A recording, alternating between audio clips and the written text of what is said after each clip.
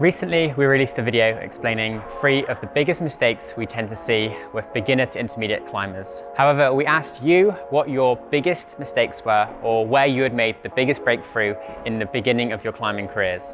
So in today's video, we're going through your biggest breakthroughs in beginner technique.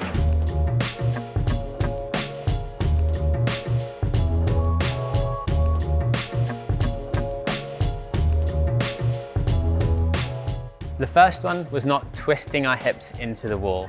Now, twisting is a great technique to get more weight onto your feet and keep your arms straighter, taking a lot of the stress off of your upper body. A mistake we can see with this is simply not twisting enough.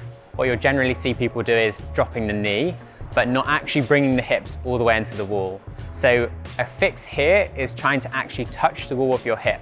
This will mean that you're getting the weight further into the wall and over your feet. As well as this, be careful with your foot placement. You want to make sure your foot is placed so that you can pivot on that toe and then twist that leg. Lastly, in many cases, you're also going to be pushing down and out with your foot, so pushing against both footholds to create that opposition. The next one is just focusing on reaching the top. Now, what we mean by this is just trying to get to the top in whatever way possible and not worrying about using good technique or sending it efficiently. This is commonly where we hear the term junk mileage. So it's not about spending loads of time at the wall doing loads of climb. It's more about what we'd call deliberate practice, training with the intention of good movement and learning good skills. For new or beginner climbers, a lot of skill work and skill acquisition will be done on your sub-maximal climbing. This means choosing those easier boulders, but paying attention to your movement and trying to refine those skills by repeating them and working on that efficiency. The next one was mispositioning relative to the holds. So this means not finding the right body position for the holds you have available. A great concept to think about when you're looking at a hold or a set of holds is considering the direction of pull.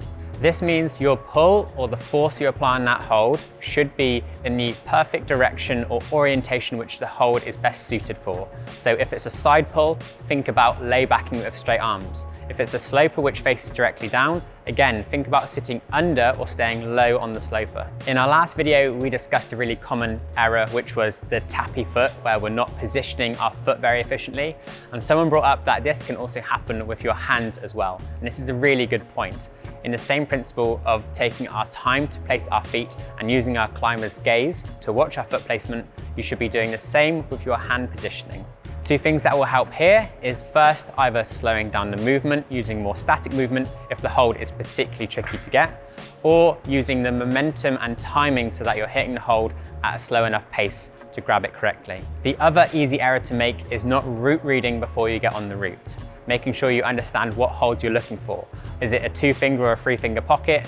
Is it an edge or a sloper? How are you going to try and hold that hold before you get there? This brings us nicely into our next excellent point, which is route reading. Now, this is a really important skill, and particularly as beginners, we can neglect this or we can spend too much time rushing around, jumping straight on a climb and not taking our time to plan ahead. Before jumping on a climb, firstly, try to plan out where the handholds are and where the footholds are, and then try to look at your options or movements for moving between these holds. One of the most important skills you can learn as a climber is visualization. And this can be done primarily in 2 different ways. Firstly is your first-person visualization, and this means being within your body as you're climbing, so you're visualizing yourself on the climb. The other form of visualization is third-person visualization, and this is you watching yourself climb the climb. People may generally gravitate towards using one or the other forms of visualization, or you will try to use both. It's totally up to your preference. As well as this, you're also going to try and act it out, and you'll be familiar or have seen climbers doing this, where they move their hands in certain sequences and you can see them visualizing their movement on the wall. The last point to make is be ready to improvise. So you may not already be able to see all of the movements, or they're not immediately obvious to you. Try to figure out where these positions are and be prepared to improvise when you get there. The last one was getting too stretched out, and this will commonly happen when you're too focused on the handholds and you end up keeping moving your hands, but your feet stay where they are. At this point, you end up in a stretched out position, you're unable to look down and you're unable to see where your footholds are. Now it's too hard to move and you're probably stuck in that position. Try to think about moving your feet first so that your feet are in the right position for when you gain the next handhold. If you need to move your feet high and this feels like your hips will sink out of the wall, think about using a rock over position. And this means bringing your hips over your foot so that you can bring your hips back into the wall. If you haven't seen our other video with the 3 biggest mistakes beginners make, I'll leave a link to that at the end of this video. Please don't forget to like and subscribe, and we'll see you next time.